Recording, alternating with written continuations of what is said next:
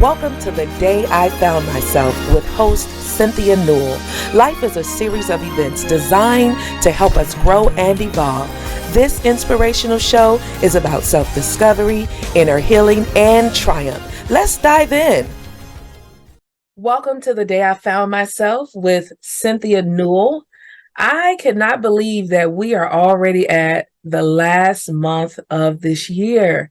I remember starting this show. I remember the whole process of thinking about the show and needing a vehicle to produce the show, and having Mr. Collier reach out to me and ask me if I wanted to do a show on his network that he was starting. And how things just organically unfolded with the process, and God blessing me with this platform to share my life story over the past 9 years. The day I found myself, I have shared some of the most intimate moments of my life. For those of you who may not be familiar with numerology, I do believe in life cycles, and this show is dedicated to the last 9 years, the last life cycle that I've gone through. I'm in a year 9 and I'm closing out some things. And so I just wanted to recap on this show some of the things that I've shared or may not have shared, but has happened in the last 9 years. And so join me after the break and I'm going to take you through it. And then I have a very special guest who is going to be joining me, and she's going to be talking about the lessons that she's learned. She has been an intricate part of my journey these past 9 years. Miss Leslie Montgomery, sorry about that. But after the break, I'm just going to do a run through of some of the things that has transpired in my life these past 9 years and how they've helped me to grow, how they've helped me to heal, show me where I was stuck. So come back, okay? Come back after the break. Join me Sunday through Thursday, 8:30 p.m. Central Standard Time for Bedtime Stories. Together, we'll take an intimate journey into the awe-inspiring world of dreams, one story at a time, and unlock the spiritual wisdom in your dreamy mind. Bedtime Stories is where dreams and inspiration meet. So come, wind down, relax, and enjoy an inspiring story.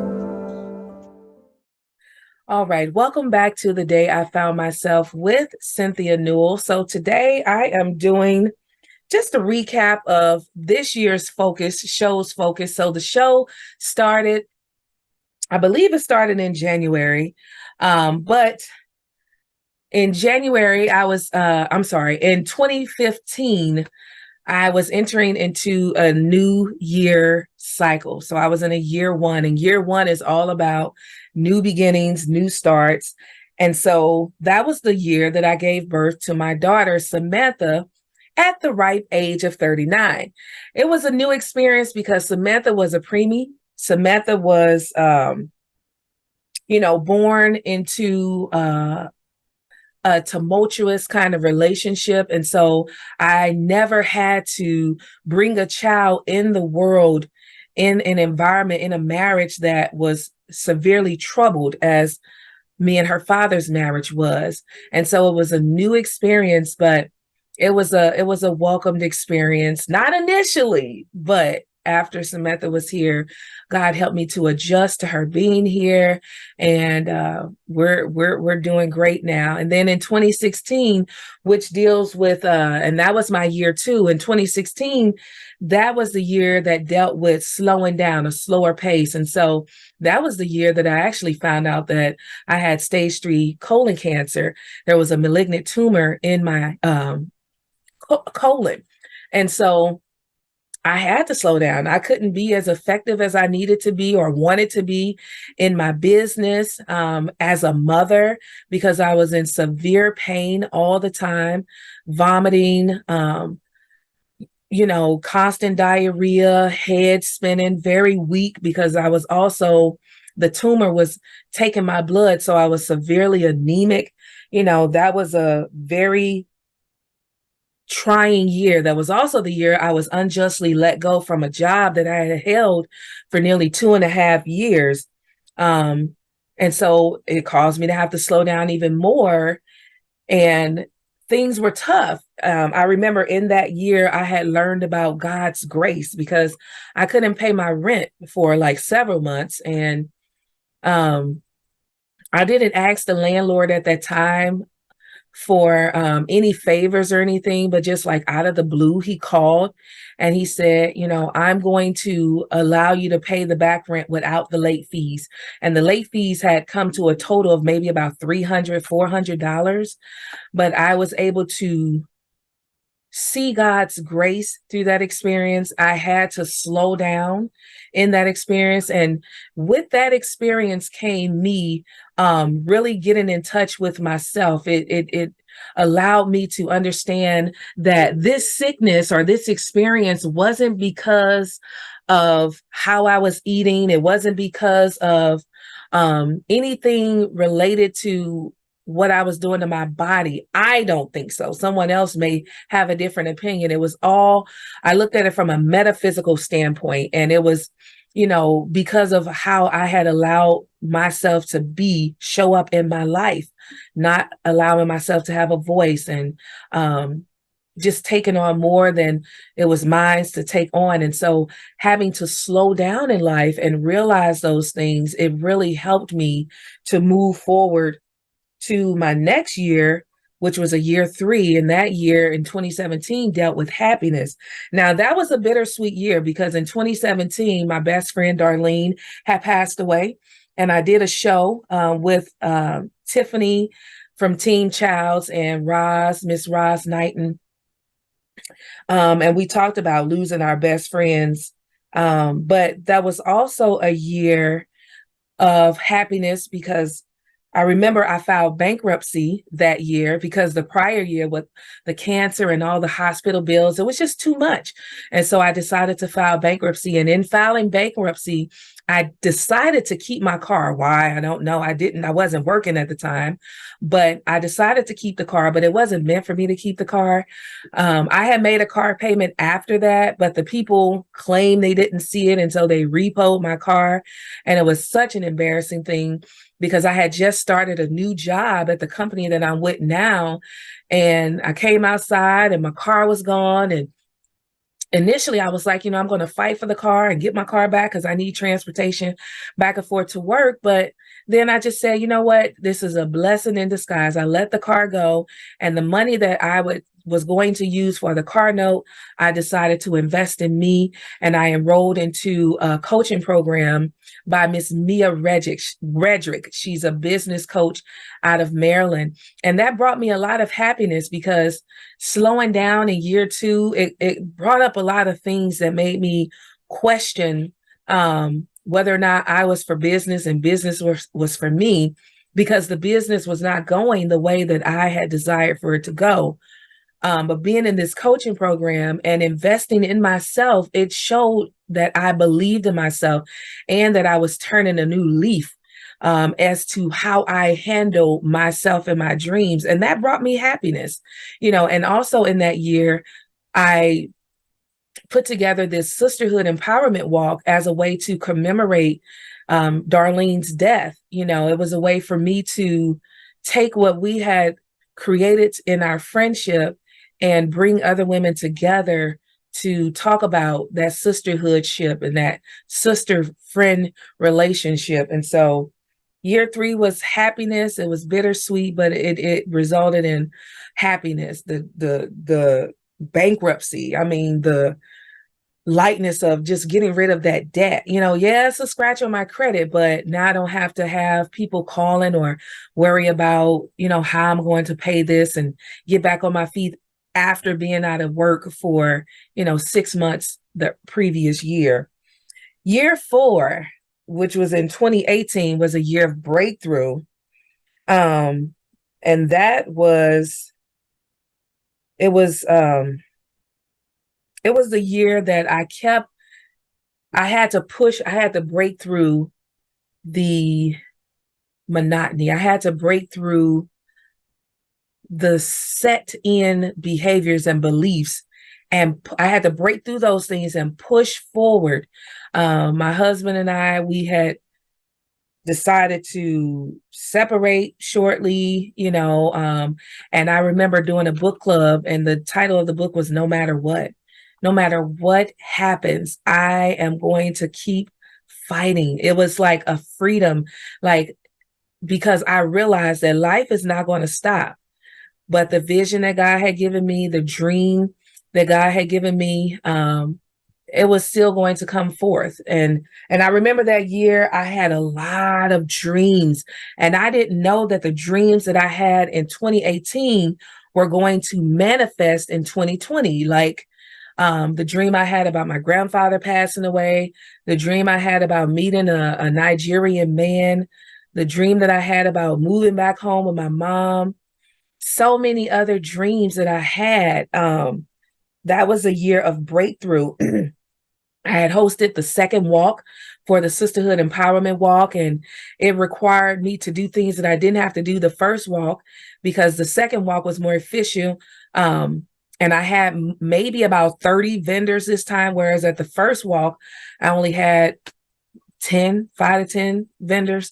So I had to do more work, get insurance and market it. But it was a great success. And I broke through limiting beliefs about what I can do, my abilities, my capabilities, about being supported. I was able to bring other people on and they were able to support the vision. And so a year of breakthrough. Year 5, the year of freedom, which was in 2019, that was the day. That was the year that me and my husband, we were back together at this point. We made the decision to downsize. So we were living in a 3-bedroom home and the rent was like $1,200 a month. And I decided, my 2 older girls, they were gone. And I was like, we need to downsize. And so we downsized, and it was just me, him, and Samantha. And it was a year of financial freedom, vision, being able to see where I was going in life and things like that. And then we fast forward to 2020.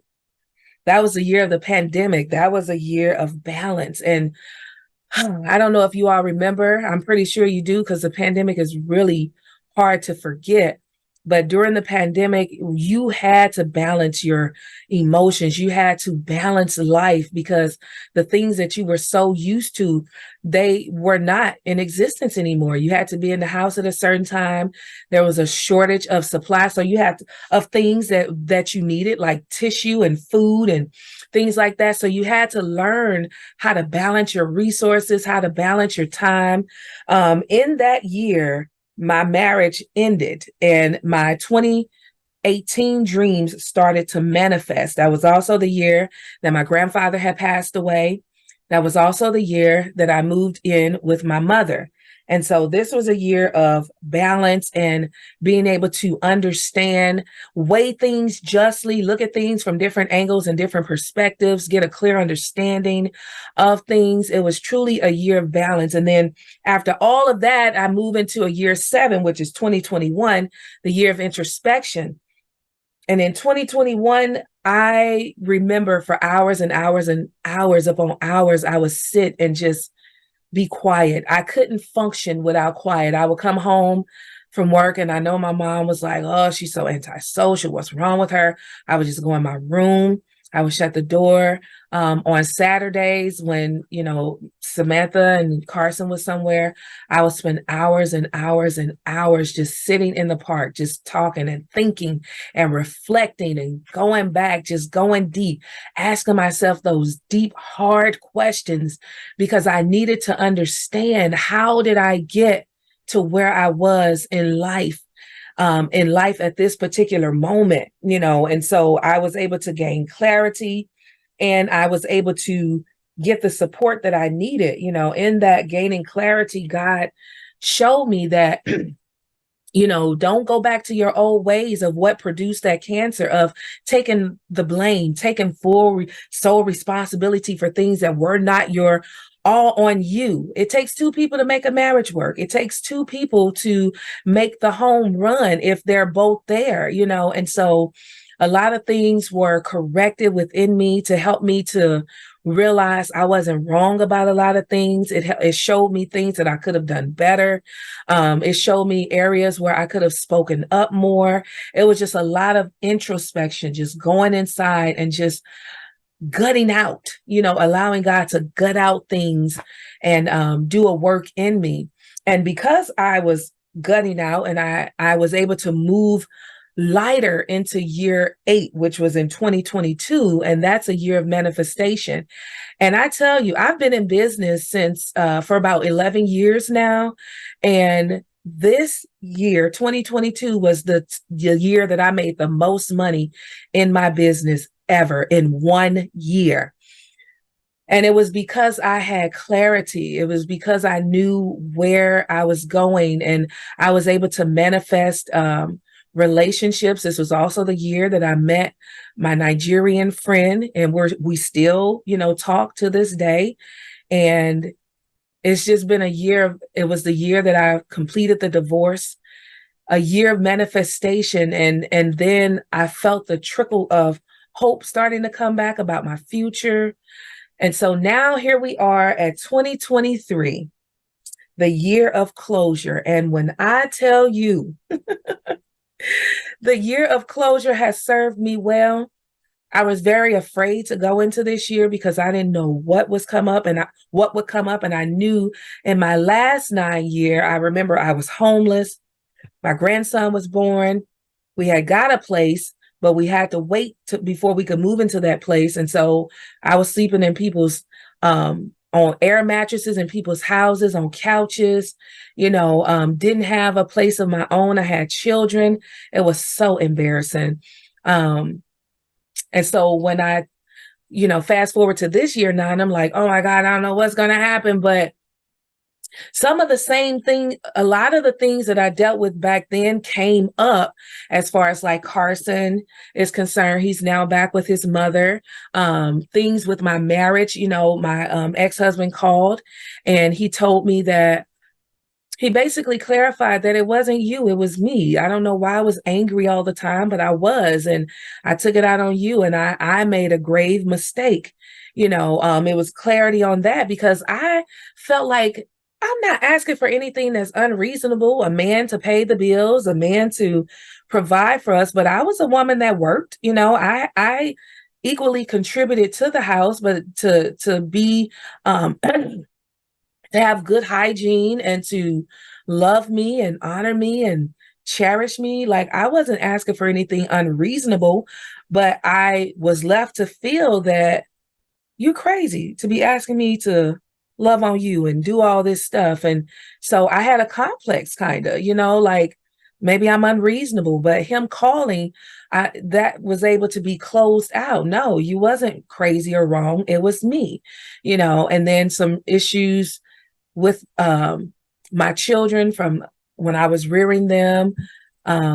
With now we were able to clarify things, just a lot of closure and conclusions. Lord, I had a brain freeze. So that's a recap of the last 9 years. And during this time, I have met some amazing people, Miss Leslie Montgomery being one of them. And after the break, I'm going to have her join me, and we're going to talk about some of the things that she helped me work through these last 9 years. So stay tuned and come back, and we're going to have Ms. Leslie join us. Let us help you spread the word about your business, your book, or upcoming event. Expand your reach and market your business with us. We would love to share your message with our viewers. Serious inquiries only. Email me at the email address below, and we will connect with you and discuss the various options we have to promote your business on the show and via social media. Welcome back to The Day I Found Myself with your host, Cynthia Newell. And I am excited and honored to have a special guest that I spoke about before the break, Miss Leslie Montgomery of Leslie's Lessons Learned. Hi, Miss Leslie. How are you? How are you? Hello, everyone. Happy to be here. And thank you so much for having me on. Yes, thank you for agreeing. Miss Leslie has been very instrumental in my life. You know, previously, before the break, I shared some of the things that I have gone through these last 9 years and how they have been powerful lessons in helping me to understand myself, to understand God even more. But while I was in the midst of those things, as I share, it wasn't, I didn't get that right away. And sometimes I had to call on certain people to pray me through, to talk me off the ledge, to just listen to me cry, listen to me vent. And Miss Leslie was one of those people. Now, Miss Leslie and I, we met through the 1212 community, right? Wow. And I remember initially hearing her voice, and I just thought how she sounded mothering, but I loved her accent. Where are you originally from? With my New York accent or my New York, Jersey area. Okay. I Yeah, was I loved her accent. Um, but I was still kind of quiet when I initially joined. I just kind of listened in and was being fed. And we talked about that on, I think, the fifth show when I had Alicia Johnson on, who is the leader of the 1212 community. But as I began to kind of open up, I think that I just gravitated towards Miss Leslie. I don't know if it was because she was closer. Like, I think her and my mother are the same age, but she just had this wisdom about herself. She just had this grace. I'll say that too, a grace. She had older daughters. She has grandchildren, and so I just kind of felt the connection with her, even though I hadn't talked. And I don't even know. Do you remember the first time we connected? Or I think it took you a little bit to get me to finally call. Do you remember? Nope, I just remembered you finally called and said, um, somehow we got on like a journey together. Yeah, And every Sunday we would get together, 7 my time. So I guess it was 6 your time. yeah, We yeah, would talk and pray. yeah, And that was what, maybe a month or I don't know, was it yeah. longer? I don't know. You know what? Because I'm so embarrassed to say I forgot all about that. I forgot we did that. Yes. But that was the kind of heart. That's the kind of heart. I don't want to talk past tense, but that's the kind of heart that Leslie has. I was going through some changes, as we talked about, and I needed someone that was not close to the situation, who was spiritually connected to God. Leslie, tell them a little bit about yourself. Like, you were a first lady, so you've served in ministry. Tell them about who this Mhm. dynamic woman is before we go Oh, into the things that you've helped me with. well, yes.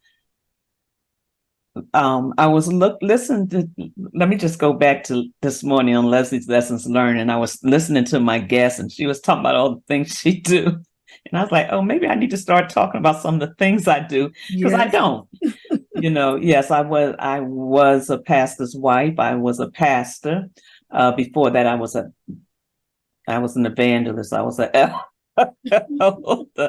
but one of the key components that they always had me gravitate to was prayer. Being over a prayer group, being a part of a prayer group. It wasn't the only thing I did. I was one of those people that had to do everything in the church, thinking I was going to make it to heaven. So, I served as a greeter. I served as a adjutant. I served in many capacities, but my heart was always to the one, not so much the one-on-one, but I'm gonna say the one-on-one Mhm. praying and helping. And it wasn't just women Mhm. and men through situations, um, that they could be their the best person that they're supposed to be, that they were created to be. So Yeah. that has always been my heart, and that is something that I really still keep close to my heart, is being willing to help someone else to get over whatever that milestone is, to get Mhm. to their next place in their destiny. Well, you have certainly helped me. I remember one particular situation. It was with my daughter, my grandson. That kind of Um, played out for some years, but just feeling confused and feeling. I remember feeling like I had to do something that I really didn't want to do, mhm. and I remember calling you and talking to you about it. And you were just so sincere. You listened. And that's one thing that I'm not really used to. I'm used to being the listener and I'm used to giving the support, but I hadn't been grown in an environment where I was supported, to be honest. And so when I spoke to her, she listened. She listened. She didn't interrupt. She let me get it all out. And when you're in a place of confusion, you're frustrated, you have a million and one thoughts going through your mind. You don't need someone interjecting and saying, giving their commentary or asking you this question or not at that moment. Like, and I loved how you were able to discern where I was and allow the Holy Spirit to lead you in talking to me, you know. And then after we talked, you gave me some words of wisdom, and the Lord had put some things on your heart to share with me prophetically. And then you prayed for me. And when I tell you, like, I've always struggled with opening up to people. Because just the earlier years, they were very challenging and I didn't trust people. But as I began to open up to Leslie, I just never felt any judgment. I never felt any condemnation. I never felt any shame about what I had, was going through and how I felt. And I appreciated that. And I initially, when I wrote this show out, it was just, I wanted to highlight the importance of having spiritual support in earthly people. We could pray and we could fast on our own, but when you come into contact with someone that loves God and shows it by the way that they love God's people, you want to take advantage of that. And I really esteem you to be one of those people. You can see your love for God through the way that you interact and care for his people, the way you minister to his people. And I just want to say thank you for that. Well, you're welcome. That's such kind words. Thank you. Yes, ma'am. I mean it. Miss what is it? Miss Lavo, what was your name at the conference? Oh, McCoy. McCoy. So, okay, so I want to talk about, because one of the things I talked about that I learned through the last 9 years as a mother of adult women now, what was some lessons that you learned transitioning from your girls being little girls, teens, and then to adult women? How did you move through that transition gracefully and be able to maintain a relationship with them? Or how did it go? And I what would you love offer? Mm-hmm. I love that fact that you said gracefully. I don't know about how graceful I was going through that. It was in the beginning, it was not easy because in my mind, I was mama and that was it. Mm-hmm. And it really wasn't until I came to the 1212 community and I heard Alicia say talking about one day about was it a helicopter mom? Some Mm-hmm. I forgot what the term is. And I said, what is that? And I went and looked it up and I was like, oh. And it wasn't until then that I really started making the shift. By this time, they're grown because that was only like about 4 years ago. Mm-hmm. So they're grown. And for me to shift from always thinking I needed to give my advice when I didn't, always thinking that because I knew better, I needed to tell them the right thing to do. So that was not an easy shift, but it was a shift that we have always been close. Mm-hmm. We talk every day, sometimes 2 or 3 times a day. Mm-hmm. And as we're always being close, and sometimes my daughters will say, Mom, and I know then, mind your business, Mm-hmm. step back, Mm-hmm. let them be who they are. Right. How do Because you go this ahead? is I'm what we sorry. got to remember. Yeah. We was that age too. Yeah. Yeah. And we had to make the same transition, Yep. you Yep. know, and we need to keep that in mind that where they are, you were. Yeah. You're not there now, but you were. So what happens is in the process, not only are they growing, you're growing. Mm-hmm. You're maturing. We're always maturing. Yeah. Just because we get a certain age doesn't mean that we stop maturing. Right. It's no difference in learning. You continue to learn, you continue to mature. That's why you learn to mature. Mm, that's good. That's good. And that's very helpful as I'm going into a year one, new beginnings. And that definitely my relationship with my daughters have changed. And I've changed. And so I'm, looking at how to approach things as things are different. And what I've seen is a pattern with me and my girls is sometimes we'll kind of go to our neutral corners and then we'll come back and we can reason, we can listen, we can talk. At first when we used to do that, I used to feel concerned because, to be honest, there's a spirit of division that kind of goes through my family. And when I gave birth to them, I never wanted separation. I wanted us to always be close, but I had to learn. And that was one of the lessons I've learned through the last 9 years is just because something looks like something else doesn't mean that it's that thing. That's the truth. You know what I'm saying? And it took me a minute to get that, everybody has their way of doing things. And I think that they kind of got that from me. Like I always have to retreat if I'm emotionally, ignited, then I have to pull back, get grounded, and then I could come back forward. But you said something about, us being that age before. And I remember being my daughter's age. And at that particular age, I think I was angry at my mother, Mm. And it wasn't that I didn't want to do anything. I didn't want to have anything to do with her. It was just a lot of things that I did not understand. And I wanted answers, but she was not willing to, or I don't think she was mature enough at that time emotionally to give me those answers. And so I bring this up because one of my daughters mentioned to me about us all going to therapy.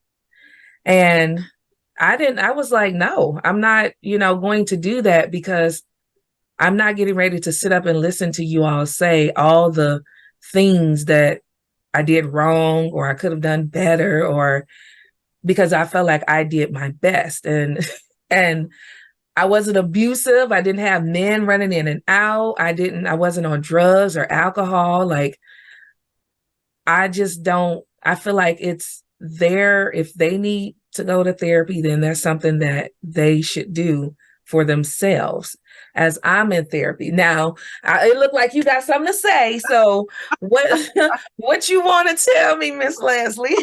Well, you made a few valid points. Mm-hmm. The first point is that a lot of times we don't know.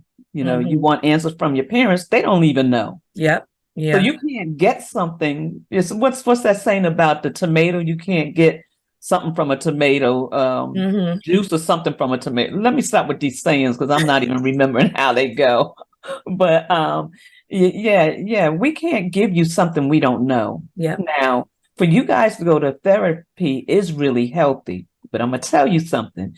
You better put your big girl panties on because in the process, it'll either break you or make you, and you got to make that choice. That's their opinion. You can't stop them from having their opinion, and you can't stop them from feeling the way that they feel. Yeah. Now, what therapy will do is mend.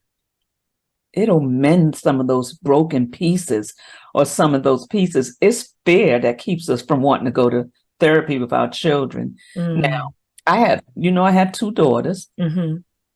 My youngest is my cheerleader. Mm-hmm. As far as she's concerned, I can really never do nothing wrong. My oldest, she cuts me down. That's the same way it is for me. Oh my God. Say, "Ma, why you say that?" I said, "Because you do." But in the process, while she's doing it, I have to think. Yeah. And when I'm thinking and I'm saying, okay, uh, I need to handle this. What she saw in me, I need to handle that. Or if it wasn't the way it was, she needs to know that. One of the conversations we had, I don't know, we've had a couple of shows together. She told me that we were done with shows together. We don't fight or anything like that. But she was like, I gave you your 3 or 4 shows. That's enough. The last one we just did, we were doing it about the birth certificates. And we talked about our birth certificates.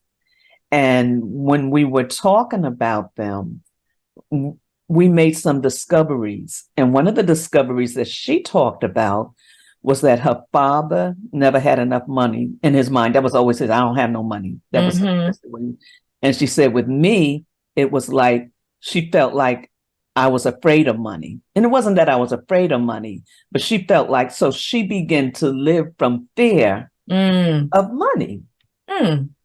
And, you know, when she said that, I said, you know what? I said that it wasn't that I was afraid of money. It was that I didn't, in so many words, didn't know money. What do I mean by that? I said, what I wanted y'all always to do was pay your bills first. And whatever you have left over, then you do what you need to do with it. I was very adamant about that. I was adamant about paying your tithes. I was adamant about paying the bills. And my point was, I didn't ever want you to be stuck because you didn't pay something. It wasn't so much that I wanted you to live from a place of fear. I wanted you to do what you needed to do first. But in her mindset, she saw it as I was moving from a place of fear. Because I would say, pay it now because you don't know when you'll get it again. So she thought I was afraid of money. Now, what I did come to, and I'm going to end with this, I'm going to let you, one of the things, and I just recently came into the full understanding of it. When you live from a place of blessing, God will bless you, God will bless you. You're always looking for the next blessing. But when you learn that you don't live from that place because you are a believer, you live from a place of inheritance, you don't live in that state. You're not looking for a blessing. It's just like when you go and the will is read to you and it says you have this amount of money, you automatically have peace. Oh, I like that. Yes, you posted that, didn't you? You posted that. So about the inheritance, right? I read that. Wow. Yeah. So we have to learn how to operate differently. Long as we operate looking for that next blessing, we'll always be looking instead of resting.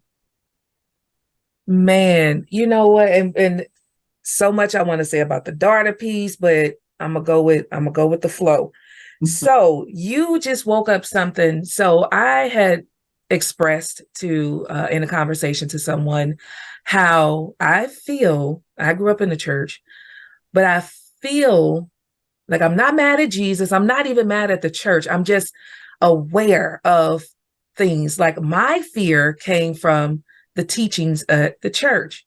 And my question is, how do people shift from that mindset of not looking for the blessing to really believing that they have an inheritance through their relationship with God the Father through Jesus Christ, when all you hear is contradictory things? Now, I know I don't want to say surface level, but the surface level answer is, well, you got to develop a relationship with the Lord. But the word says faith come by hearing by the word of God. And so what you constantly hear, it becomes real in you. So how do people shift? And if you've had an experience where you've had to disassociate from what was being said and come into true knowledge through your relationship with God, share that. Leslie's lesson learned. Well, it's still the two components that you said, but you have to put the components together. What do I mean by that? You can't just have a relationship without knowing the person you have a relationship with. And unless you understand the word and you really get into the word, you never understand the inheritance that you have.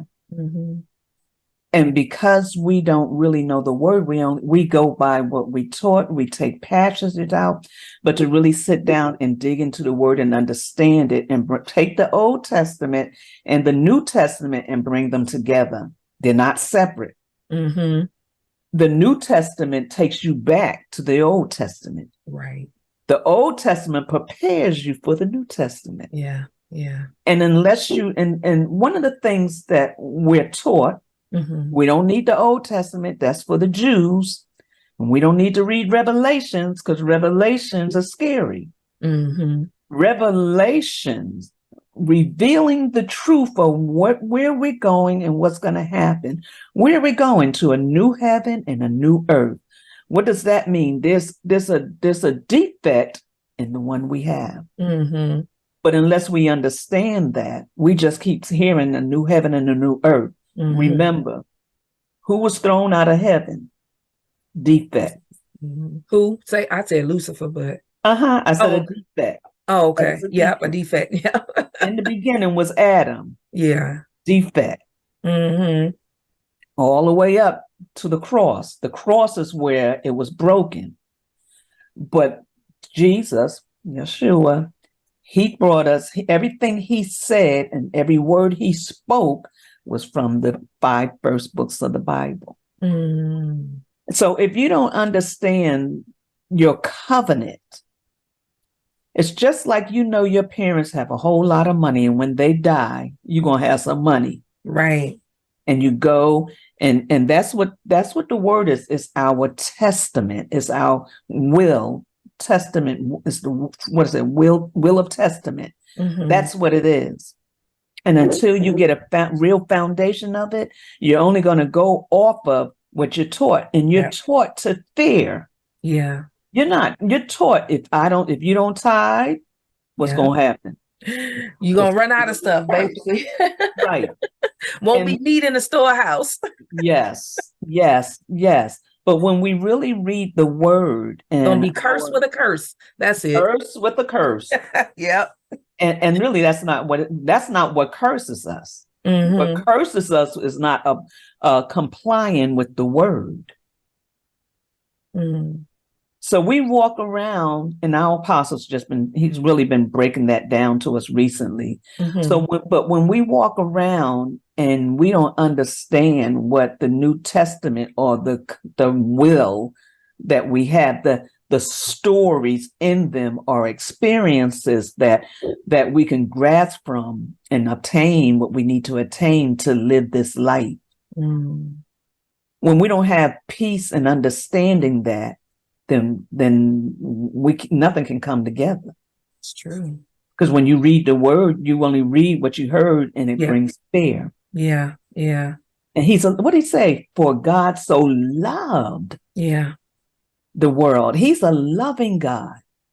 Yeah. He compels us to come to him. Yeah. And learn of him. That's what he says. Learn of me. When you come into a covenant and a relationship, look, when that man, and I'm saying man because we're women, right? Let me say it this way: if a man comes into your life, or a woman comes into a man's life, y'all spend all that time on the phone, half sleep, half wake. No, you hang up. No, you hang up. We're just so cute with it. And we do everything we can to learn about that person. That's true. That's true.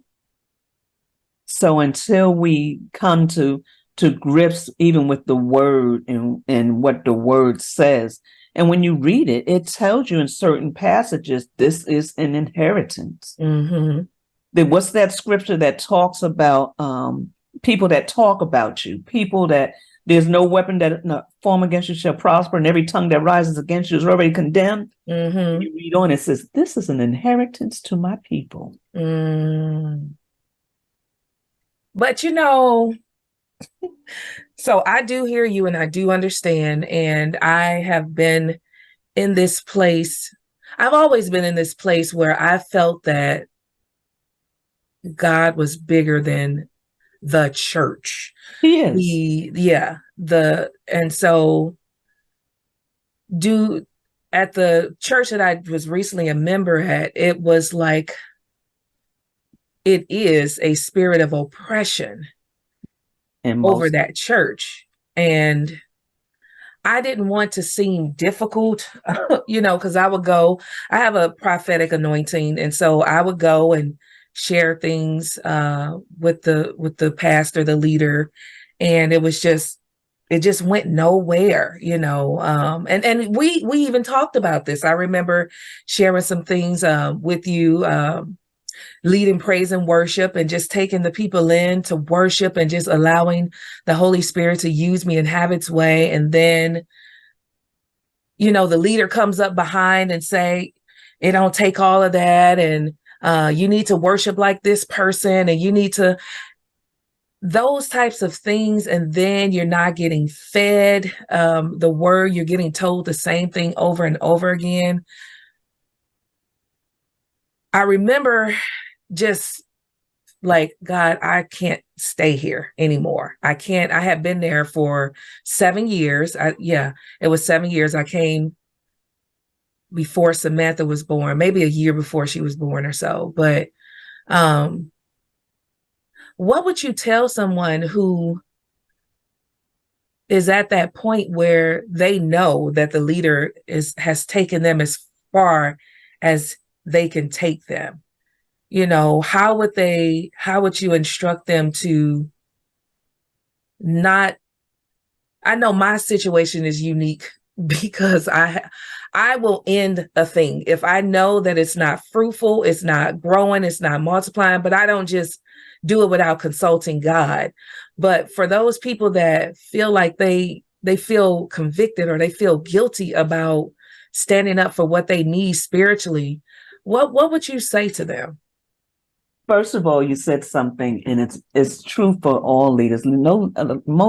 There is no leader that can take you any further than they not go, and there's a lot of oppression because of that. It's the word says, and I'm going to get to your point. The word says that when we value the time with him, he'll make the secret things plain. Yes. And that's one of the things that's lacking in the church realm, that, we've been taught to follow the prestige.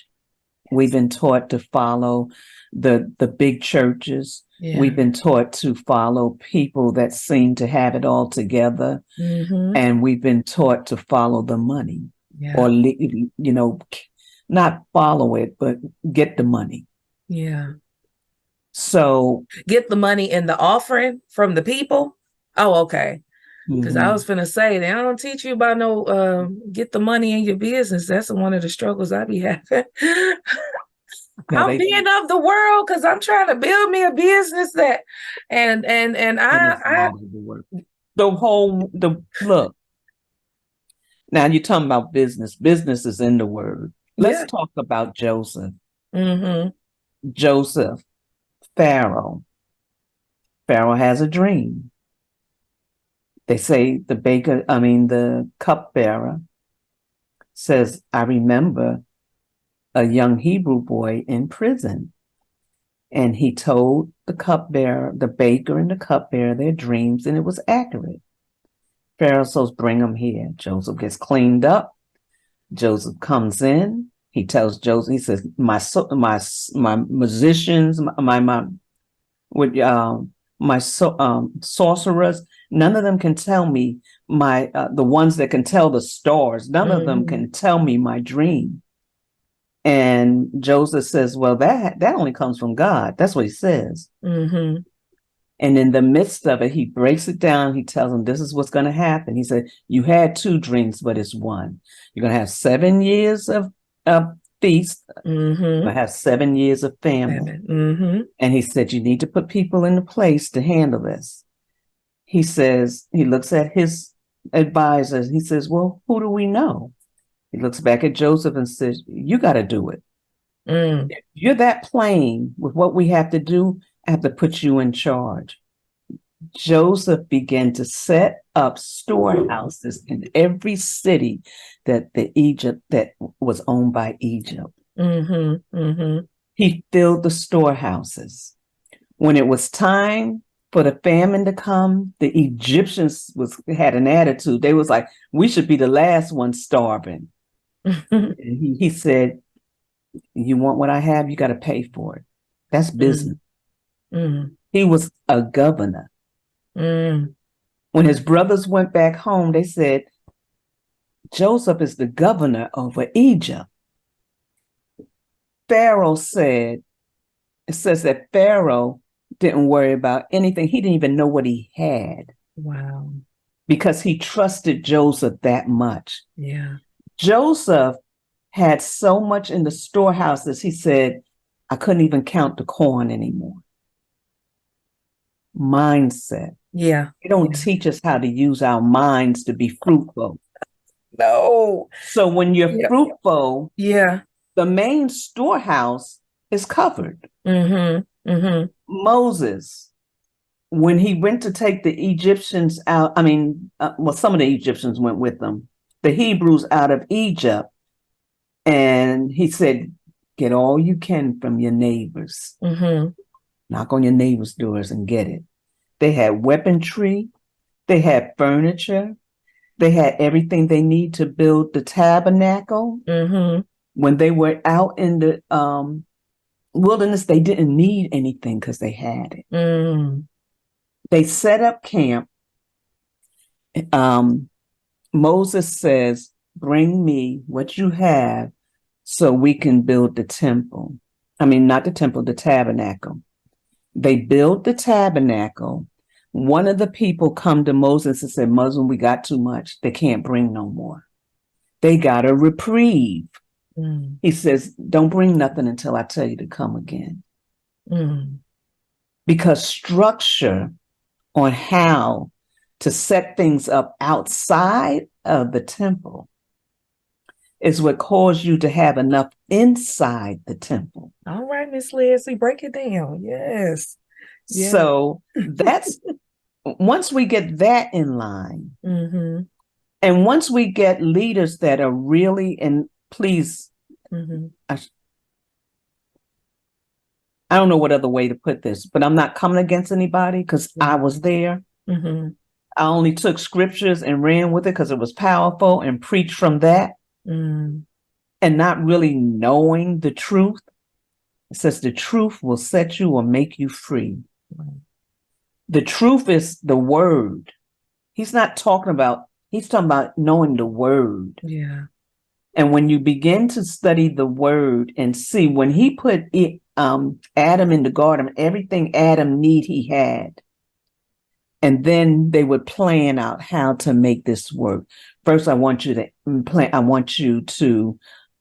name the animals. Then I want you to till the garden. I needed someone to till the garden. And even when he put everything in place before Adam, and it said that there was no one to till the garden, that the mist came up out of the ground and watered. There's always water. Yeah. There's always substance. That was substance. Yeah. We're not taught to get substance in our own home. Yeah. Before we bring it to the storehouse. That's true. And that's deep. So. And I don't think I answered your question. No, you did. You didn't, but you gave. I left the part out. Go ahead. Yeah, but the information you gave was very powerful and necessary. But I feel like the bottom line is people, need to pray and listen to God of where to go. But it just seems like there's a lack in the churches. It is. Of what we need spiritually, right. To grow and be who God has created us to be. Yeah, because we have the structure of how to set up organizations. The Goodwill organization, the meet the Pastors Aid organization, the Good Shepherd. We have all these organizations within the body, not even the body, in the church, but we don't teach people before they get there what to do. Yeah. Yeah. And one of the things, the main question that you ask, and I'm going to answer this real quick. Mm-hmm. You like you said, you got to pray, but you got to make sure that it's not you. That's not, sometimes we feel like, because sometimes we got to be broken. Mm-hmm. Sometimes we're puffed up. We're so self-righteous that we think we know more than where we are. Yeah. So there's a lot of aspects to that. We can't just leave. Like you said, you gotta pray. Yeah. You gotta make sure, because sometimes look at Joseph. If Joseph had just ran away from being a slave, he would not have ever been able to deliver Israel from poverty. That's true. Yeah, that's true. And the one thing about the Egyptians, when Moses and them left Egypt, they bankrupt Egypt. Mm. They took everything. Mm-hmm. They weren't in need. And when Pharaoh thought about it, he's like, wait a minute, what the heck is going on? We're going after them. But if you look at certain situations and you understand where we are, we have to make sure Joseph was never taken and released from being a slave. Joseph, through the whole process, was still owned by Pharaoh. Yeah. He was blessed. He had more than enough. He was over Pharaoh's house, over everybody in the kingdom, but he was never released. Wow, that's powerful. I study Joseph, and I never paid attention to that. I just thought that he was being elevated, working up under, but he was still, like you said, owned by Pharaoh. And that didn't prevent him, from going as high as God created him to go. He didn't let that limit him. And that's because he was the fruit. Yeah.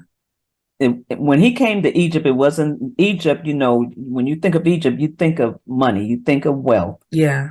But when he came, he multiplied what they had. Mm-hmm. And it said Pharaoh saw the hand of God upon Joseph. See, and that's the key thing. And we could talk about this. Well, this is something we're going to have to talk about offline. But when the leaders can't see, what do you do with that? When they can't see what they have, they can't see how to use what they have, and they're oppressed themselves. Like, what does a believer do? It's well, in a lot of cases, you do have to make a shift. Yeah. Because you don't want to be malnutrition. Yeah. You don't want to die of starvation. And if they can't give you what you need and you're not being assigned there by the Father, but just don't jump up and leave. Absolutely. Find a place that you can be fruitful and grow, somewhere that is teaching the word. And then you do it properly. You let your pastor know or write a letter. Yeah. Release yourself. Yeah. Properly. Yeah. Don't be a renegade. Yeah. No, that's what I said. That's what I did. But with what you just said, it leads me to another valid point. But we're going to take a break just for a quick moment. And then we're going to come back because I have a question about that in regards to finding somewhere else and then being released and go to that new place. So stay tuned, come back and join us after the break so that you can hear this question. It ties to marriage. And so we'll be back right after this break. Join me Sunday through Thursday, 8:30 p.m. Central Standard Time for Bedtime Stories. Together, we'll take an intimate journey into the awe-inspiring world of dreams, one story at a time, and unlock the spiritual wisdom in your dreamy mind. Bedtime Stories is where dreams and inspiration meet. So come, wind down, relax, and enjoy an inspiring story. Okay, welcome back from the break, everyone. Welcome back to the day I found myself. I'm here with the beautiful Leslie Montgomery of Leslie's Lessons Learned, and she is dropping knowledge as she always does. Leslie is, I have coined her as my spiritual mother because she has been sent to me by God to help me in some of the most trying times. And even in this conversation, she's still dropping jewels and nuggets. And I hope that you all are taking note of it. And if they wanted to connect with you and watch Leslie's Lessons Learned and just see what you're doing in this space, how would they connect with you, Miss Leslie? Well, that's on YouTube and Okay. it's on Facebook, YouTube and Facebook. It's Sunday morning, Leslie's Lessons Learned, Sunday morning at 9 a.m. Eastern Time. I'm also on during the week. It's either Tuesday or Thursday. And on those sessions, we do health talks. We talk about different types of self-care. So I do that during the week. And then Leslie's Lessons Learned for the last, I think I counted today, 11 months, we've been talking about one topic, and it's been forgiveness. Oh, that's a big one too. Yeah. It's a big one. It's about to come to an end though in December. Okay. But we have covered so many aspects of forgiveness, and it has been really rich. So that's how you can get in contact with me. You can back channel me, DM me, and I will get back to you. Thank you. So prior to the break, we were talking about church, and you were saying, when you leave a place, make sure you have another place, and then the proper way to leave your old place. And so I had gotten that question when I left my church. Most of the people that I talked to, they were like, "Oh, well, where are you going now?" Or "Where are you going to go?" And I said, "Nowhere right now." And it made me think this way, like, you have to recover from things sometimes. And you can't jump from one thing to the next. Like, it made me think about marriage when you said that, like, I know they're not the same thing, but if you leave a marriage, you don't go, huh? You're supposed to be, but go ahead. Oh, okay. But you don't, if you leave the marriage, if it's just irreconcilable, you can't, make it work and you leave. Yeah. You're not looking at another person and setting up shop there and then hop over to that place. So we shouldn't be. We shouldn't be, right. So I think I understand why you say what you say, as far as, like, if you leave a church, make sure you have another church lined up. But what if the person needs a break from that? Like, is it something wrong with not going to okay. No. Okay. But stay connected somehow with connected. The word. Yes. Yeah. And some healthy people. But no, it's not terrible if you don't connect to church. And I think that we can look at COVID as a great example of that. Because when COVID came, it was online church or it was no church. Our church never closed. Yeah. Oh no, some churches didn't. Yeah, some churches didn't. But I think that COVID gave us a lot of life experiences to change the way we did things, because we began to see things differently. Yeah. And a lot of times when it's not always going to be in a safe place to say I'm leaving, or waiting for. No, there's some incidents where you don't get to do those things. But you never get unconnected from your source, which is the word, which is God. Yeah. And He will begin to restore you, and then He will begin to show you where you need to go. Yeah. Yeah, I believe that. And I've been visiting a church, and the guy, I mean, he knows where I come from, as far as, like, the family and the anointings, and just everywhere I've been in a leadership position. And I just ask God, wherever church you have me join, that I could just have some time just to be poured into. You know, I'm working as a mom. You know, that's ministry, ministering on the job, ministering through the business, interceding for people and stuff like that. But sometimes it's like, it's It's just, too much. it's a lot. And then it's like they just want people in the church, and it's anywhere. If they see a talented person, they want to get you to working. And there's a point where you have to recover, you have to lay low, you know, like I was talking about. And when I was describing my year 7 introspection, like that was a time for me. I didn't do hardly anything. I think I barely made any appearances or had any offerings in my business. I did the bare minimum, you know, because I needed to be poured back into. Like a lot of decisions that I had made and brought me to that point, I needed to understand the backstory. You know, why did I really get married? And what do I really think about God? And what was I really thinking about myself? What was I taught?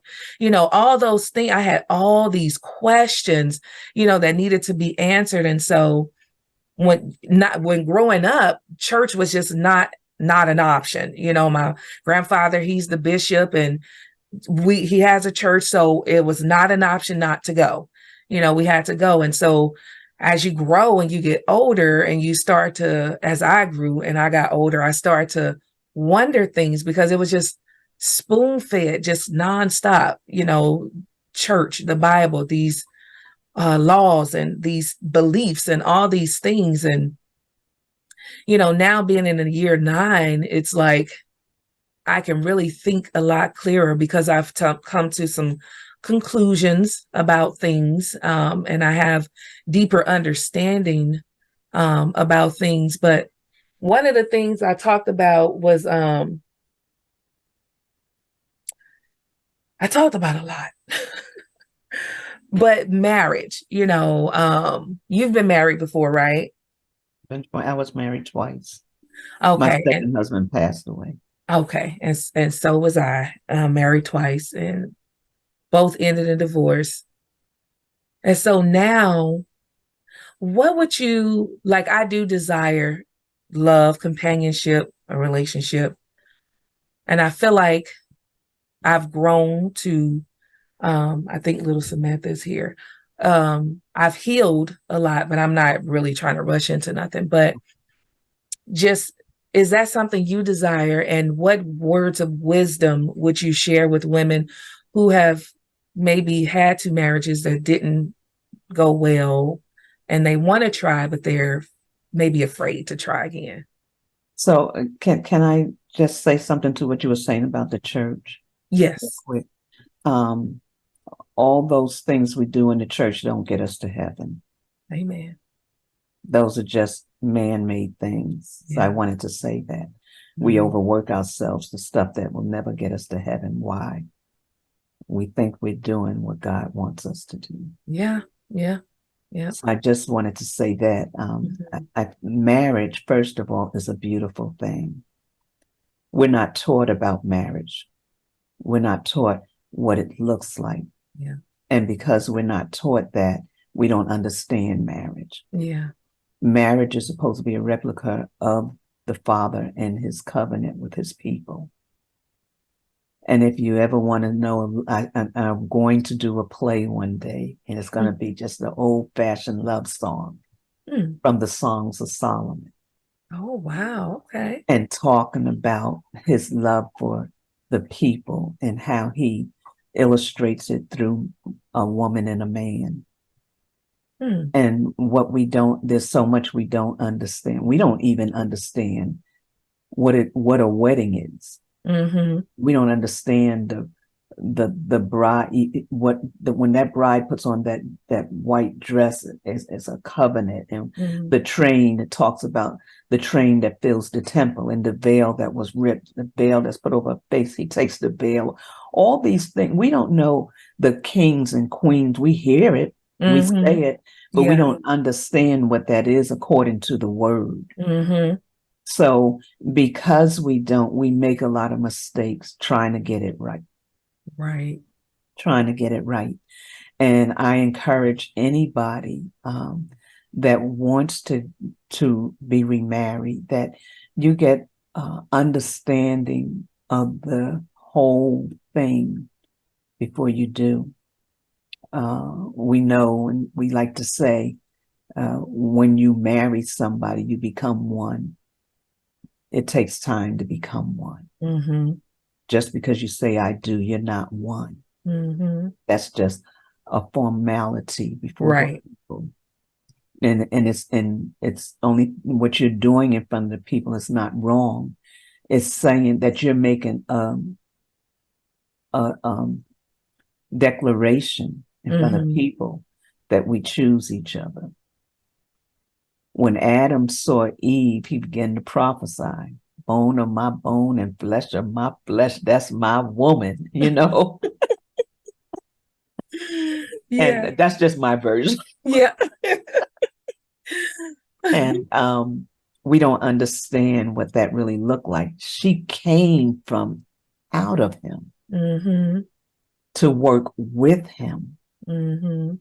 When we marry to work together to build something. Yeah. And we don't know what that looks like. We don't Mm-hmm. understand that. And one of the worst things that society has taught us to do, if it don't work, I'll get out. Yeah. Yeah. We don't work at anything anymore. Mm-hmm. There's some beautiful marriages out here that don't work at it because they don't have anybody to help them work Mm-hmm. through it. Mm-hmm.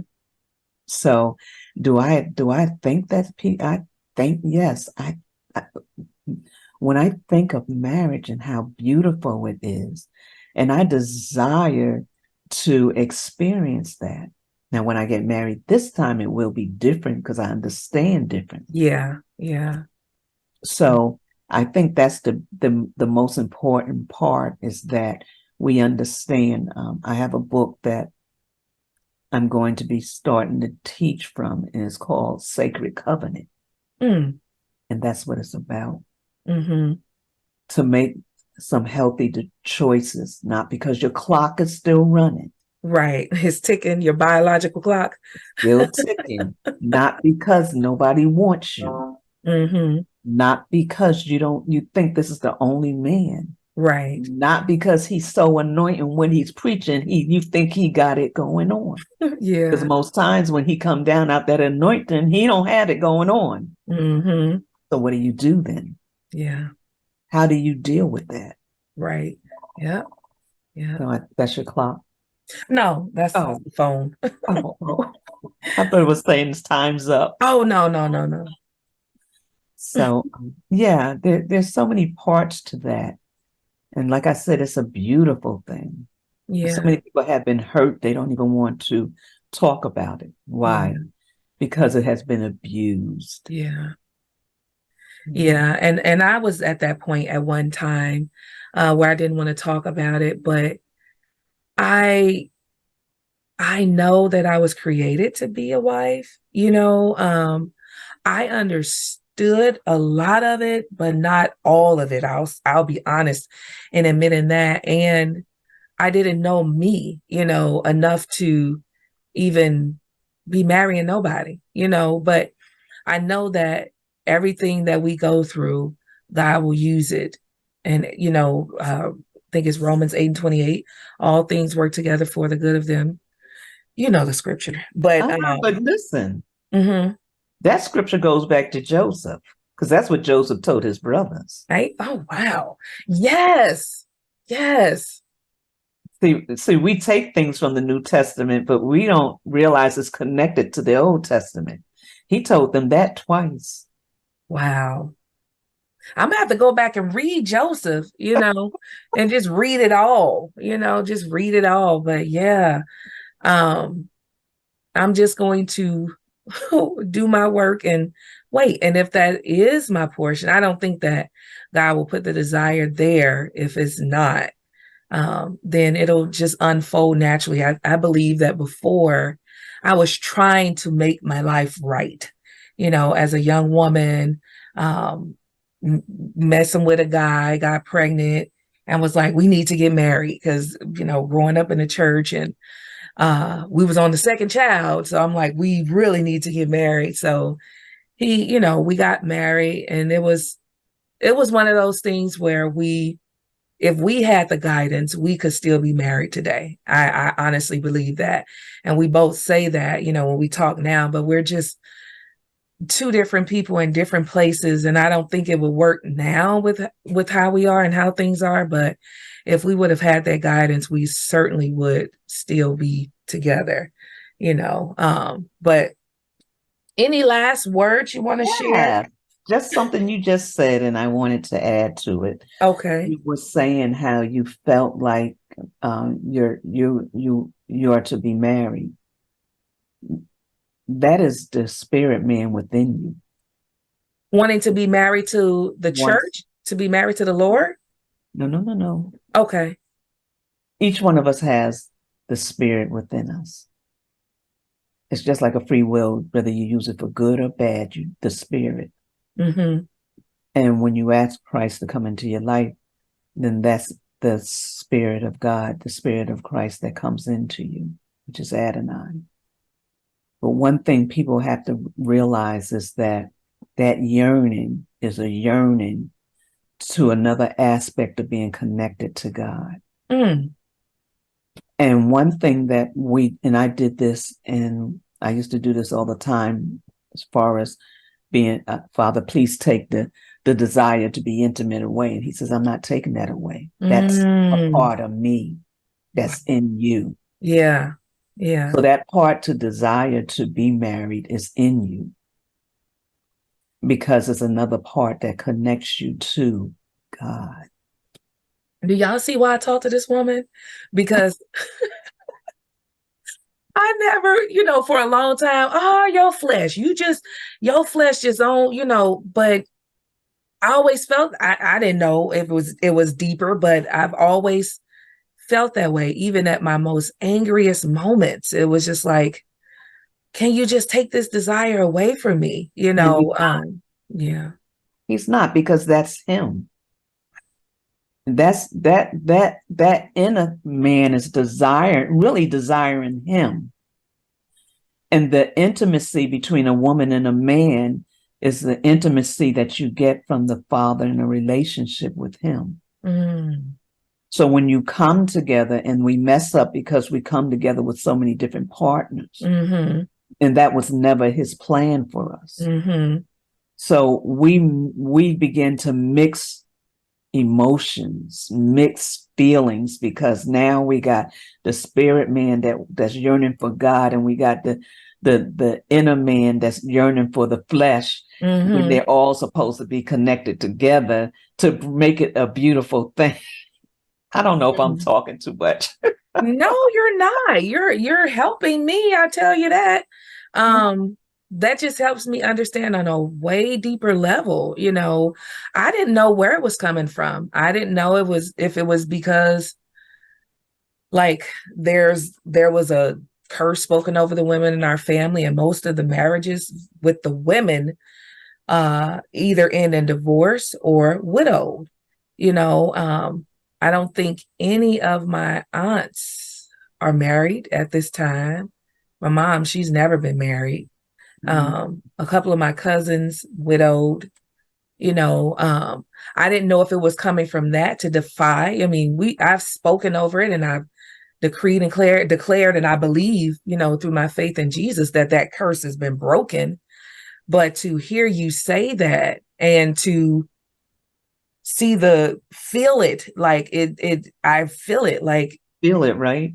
yeah, I feel that's what one of the things I was created to do, the serving, and, just the love, the connection. To hear you say that just is a relief, because it just lets me know it's not your flesh just longing to be with someone. It's deeper than that. And so that's a relief. That's a relief. Yeah. Y'all need a Leslie Montgomery in your life. And until you get a Leslie Montgomery in your life, you can look at Leslie's Lessons Learned. Find her on YouTube. You can follow her on Facebook. And you're even on Instagram, right? Yes. You can find her on Instagram. Is it under Leslie Montgomery? Uh-huh.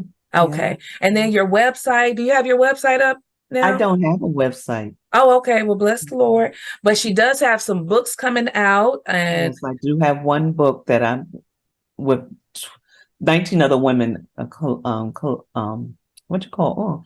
Oh, co-authored. I'm a co-author Mm-hmm. in a book, and my section is called the book is it's right here. I'm trying to do all this for it right here. But my section is called The Secret of a Pastor's Wife. Oh, okay. Confident Women Rise. Okay. And the visionary is Doreen Letson Reed. And Oh. it is, my section is called Secret of a Pastor's Wife. So if people wanted to order the book, where would they order it? They can go to it's Ashley J, which is my daughter, and go to her store and get it. Okay, ashleyj.com. Uh-huh. Okay. Yeah. All right. Well, this has been a wonderful conversation, and I could talk to you for ever. I mean, for a really long time, because you have a lot of wisdom, and the way you just break down the word, and you're so giving with your wisdom. Like, I really appreciate you being a part of my journey. I appreciate you covering me in prayer. I appreciate you being a sounding board. I appreciate you for not judging me for how I felt about things in the past. And, you check on me. I appreciate all those things, and how you continue to just love me. I appreciate you showing up here today to share and impart. And I really encourage you all to follow Leslie. Like, she has a lot of great guests that's been on her show, including moi. I've been on her show. But then there are a lot of other wonderful people that have been on her show. And if you struggle with forgiveness and you want to dive deeper into forgiveness, please watch the seasons in this year's show. It will definitely help you, give you fresh perspectives, and support you with knowing how to forgive so that you can be free. When we are unforgiving, we are holding space. It's taking up space for the things that God wants to give us. And so please check out Miss Leslie. She's a jewel to the kingdom. She's a blessing to everyone that knows her. She's so modest and humble, but she is really a beautiful woman of God. And I thank her for being a part of my life. Oh, thank you. Thank you. Thank you. And the other book is my daughter and I are doing together, and it's Life After the Fight. Oh, My husband was abusive. So she's writing it from her aspect, and I'm writing it from mine.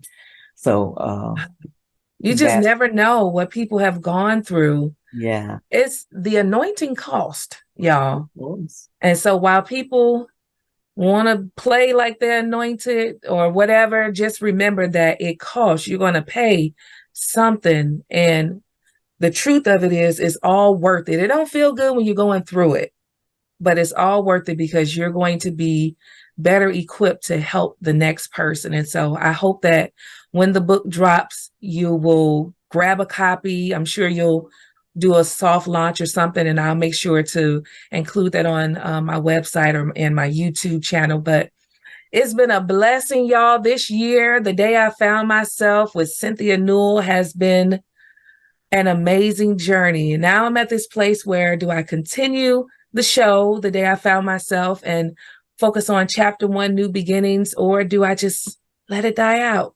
Only God knows. But until I decide, here's a beautiful poem just for you. Thank you all for joining me all year round. I hope you've enjoyed the shows. Leave a comment, follow me on YouTube, on Facebook, The Day I Found Myself TV show. And you can also visit me at www.clarifyyourdreams.com. Enjoy the poem, everyone. Thank you. I dream because I know I can. I looked my oppressor in the face. The sight was far from pure. It was a nightly winter fall, a coldness that broke my stride and paralyzed my body, arresting my feet, detaining my hands, igniting an empty stare. I stood cold and frozen, thinking. My thoughts were bound, but couldn't be bought. My sanction for joy, oppressor tried to hold in his hand. That didn't deter me. I dream because I know I can. My oppressor was an unjust mutineer that just couldn't be contained. With deep-seated complexity and cohorts with perplexity, I looked my oppressor in the face, trying to dissect its every move. My thoughts were bound, but couldn't be bought. I injured my master plan. My sanction for freedom, oppressor tried to hold it in its hand. But I dream because I know I can. My liberty wasn't trouble-free. My oppressor was designed to annihilate me. It was worth the exchange because the potency of my mind I retained. Even though my thoughts were bound, they couldn't be bought. For my sanity, oppressor strongly fought to deprive my intellect and grind me into sand. Wisdom could not be held in oppressor's hand. And that's why I dream because I know I can. I dream because I know I can. I dream because I know I can.